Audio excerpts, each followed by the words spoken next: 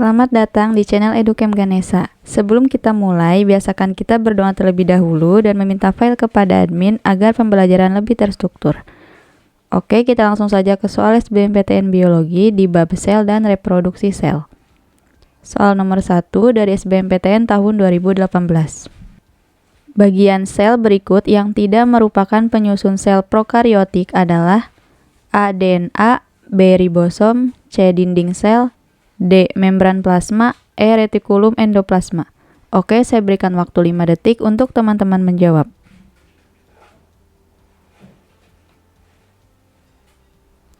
Baik, jawaban yang benar adalah E. Retikulum endoplasma.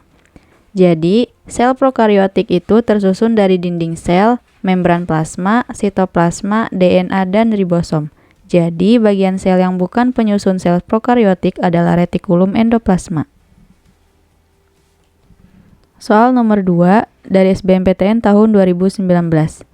Kemampuan membran sel untuk melewatkan molekul hidrofobik masuk ke dalam sel ditentukan oleh A. Protein membran perifer, B. Protein membran integral, C. Glikoprotein, D. Karbohidrat membran perifer, E. Membran lipid. Oke, 5 detik lagi untuk teman-teman menjawab. Baik, jawaban yang benar adalah E. Jadi, kemampuan membran sel untuk melewatkan molekul hidrofobik atau tidak suka air masuk ke dalam sel ditentukan oleh membran lipid.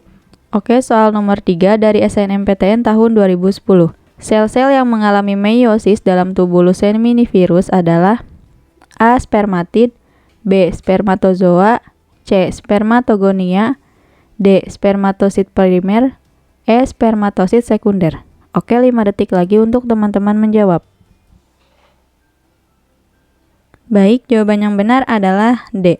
Jadi, spermatogenesis itu adalah proses pembentukan sperma. Proses spermatogenesis berlangsung secara meiosis.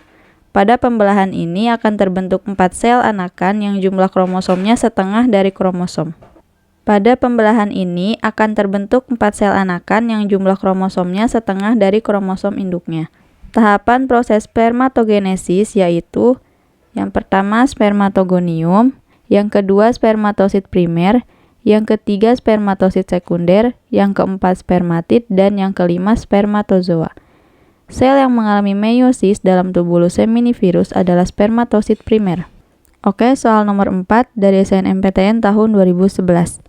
Pembelahan sel meristem menghasilkan keturunan dengan jumlah kromosom yang sama, sebab sel-sel penyusun jaringan meristem membelah secara mitosis. Hubungan pernyataan dan alasan di atas adalah A. Pernyataan benar, alasan benar, keduanya menunjukkan hubungan sebab akibat. B. Pernyataan benar, alasan benar, namun keduanya tidak menunjukkan hubungan sebab akibat. C. Pernyataan benar dan alasan salah. D. Pernyataan salah dan alasan benar. E. Pernyataan dan alasan keduanya salah. Oke, 5 detik lagi untuk teman-teman menjawab. Baik, jawaban yang benar adalah A. Pernyataan dan alasannya benar, keduanya pun menunjukkan hubungan sebab akibat. Oke, pembelahan mitosis yang terjadi pada organisme multiseluler dapat berlangsung pada pembelahan sel meristem dan sel stomatik. Lalu, pembelahan sel secara mitosis akan menghasilkan keturunan yang memiliki jumlah kromosom sama dengan induknya. Sehingga pada pembelahan sel meristem juga akan menghasilkan keturunan yang jumlah kromosomnya sama dengan induk. Oke, soal nomor 5 dari SBMPTN tahun 2017. Salah satu dinamika sifat kromosom adalah pindah silang pada pembelahan meiosis. Manakah pernyataan berikut yang tepat berkaitan dengan pindah silang? A. Pindah silang menyebabkan variasi jumlah kromosom. B. Pindah silang terjadi pada pembelahan meiosis 2. C. Pindah silang terjadi pada satu wilayah gen. D. Pindah silang terjadi pada kromosom autosom. E. Pindah silang melibatkan kromosom homolog. Oke, 5 detik lagi untuk teman-teman menjawab. Baik, jawaban yang benar adalah E. Jadi, pindah silang terjadi pada meiosis 1 pada tahap profase 1 fase diploiden. Jadi, pernyataan yang berkaitan dengan pindah silang adalah melibatkan kromosom homolog. Oke, soal nomor 6 dari SBMPTN tahun 2018. Mikrografti suatu sel tikus yang sedang membelah menunjukkan adanya 19 kromosom dan masing-masing terdiri dari satu kromatid. Dari informasi tersebut dapat diketahui bahwa mikrografti itu diambil pada fase A. Akhir sitokinesis pada meiosis 2, B. Awal telofase pada meiosis 1, C. Akhir profase pada meiosis 1, D. Awal anafase pada meiosis 2, E. Awal profase pada meiosis 2. Oke, 5 detik lagi untuk teman-teman menjawab.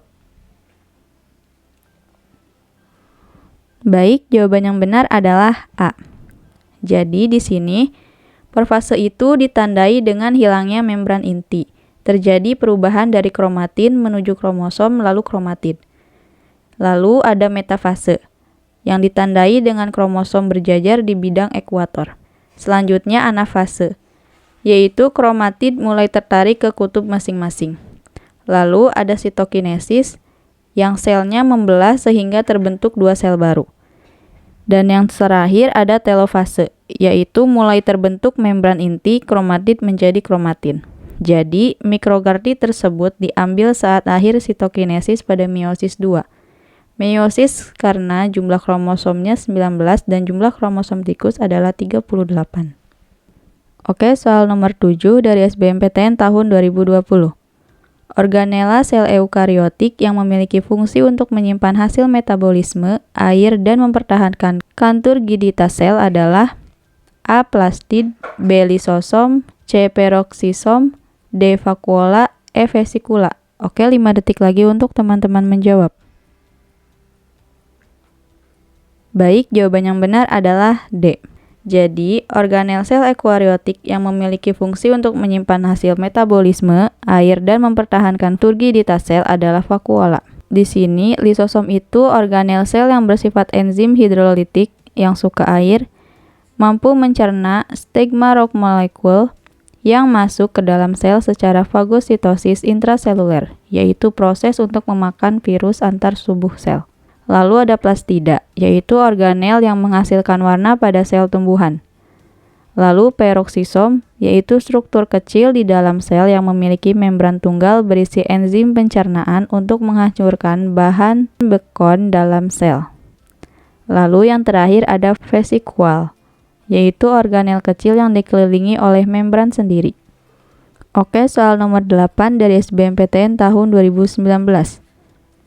Struktur pada sel tumbuhan yang diduga merupakan endosimbiosis Cyanobacteria pada tumbuhan adalah A. Mitokondria, B. Vakuola, C. Chloroplast, D. Ribosom, E. Lisosom. Oke, 5 detik lagi untuk teman-teman menjawab. Baik, jawaban yang benar adalah C. Jadi, endosimbiosis itu merupakan hubungan saling menguntungkan antara organisme prokariotik dengan sel inangnya. Peristiwa ini, mitokondria dan plastid chloroplast mulai hidup di sel lain atau inang sebagai parasit internal. Secara evolusi, pada sel tumbuhan chloroplast masuk secara endofagositosis. Oke, ke soal nomor 9 dari SBMPTN tahun 2019. Peristiwa apoptosis pada memendeknya ekor berudu katak terjadi karena aktivitas dari A. Mitokondria, B. Nukleolus, C. Ribosom, D. Lisosom, E. Badan Golgi. Oke, 5 detik lagi untuk teman-teman menjawab. Baik, jawaban yang benar adalah D. Jadi, apoptosis itu adalah mekanisme kematian sel yang terprogram. Hal ini bisa dilakukan oleh organel lisosom karena mengandung enzim lisozim yang berfungsi dapat melisiskan atau menghancurkan sel-sel tidak bermanfaat. Salah satunya terjadi pada ekor berudu ketika sudah mengalami metamorfosis menjadi katak. Maka ekor ini tidak ada fungsinya lagi dan akan dihancurkan oleh lisosom. Oke, soal nomor 10 dari SBMPTN tahun 2019. Apakah yang akan terjadi jika retikulum endoplasma kasar di dalam sel suatu organisme kehilangan semua ribosomnya? A. Produksi protein organisme tersebut akan berhenti. B. Penyimpanan protein dalam sel akan meningkat. C. Produksi ATP dalam sel akan berhenti. D. Protein tidak lagi diekspor dari dalam sel. E. Protein diimpor dari luar sel. Oke, 5 detik lagi untuk teman-teman menjawab. Baik, jawaban yang benar adalah D. Jadi, di dalam sel ribosom terletak pada beberapa tempat, yaitu retikulum, endoplasma kasar, dan di sitoplasma. Keduanya memiliki struktur yang identik, tetapi memiliki fungsi yang berbeda. Ribosom bebas berfungsi untuk mengkatalisis langkah pertama glukosa di sitoplasma, sedangkan ribosom terikat pada retikulum endoplasma kasar berfungsi untuk disisipkan ke dalam membran dan dikemas dalam organel seperti lisosom atau untuk diekspor dari sel. Sel yang memiliki laju sintesis protein yang tinggi memiliki ribosom dalam jumlah yang sangat banyak. Maka ketika retikulum endoplasma kasar kehilangan ribosomnya, maka fungsinya tidak maksimal untuk mengekspor protein keluar sel. Oke, soal nomor 11 dari SBMPTN tahun 2018. Komponen pada sitoplasma yang ditemukan pada sel prokariotik maupun eukariotik yang tersusun atas serat protein adalah A. Sitoskeleton, B. Nukleosom, C. Kromatin, D. murein, E. histon. Oke, 5 detik lagi untuk teman-teman menjawab. Baik, jawaban yang benar adalah A. Jadi, sitoskeleton itu merupakan kerangka sel yang membentuk berkas-berkas protein yang menyusun sitoplasma dalam sel. Sitoskeleton ditemukan pada eukariotik maupun prokariotik.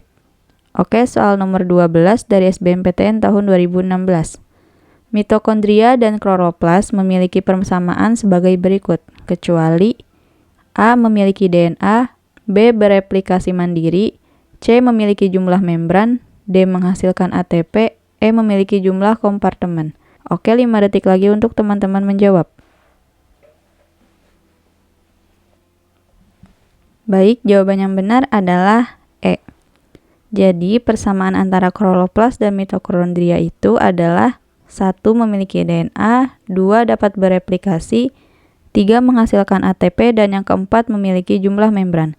Jadi, yang bukan persamaan mitokondria dan kloroplas adalah memiliki kompartemen.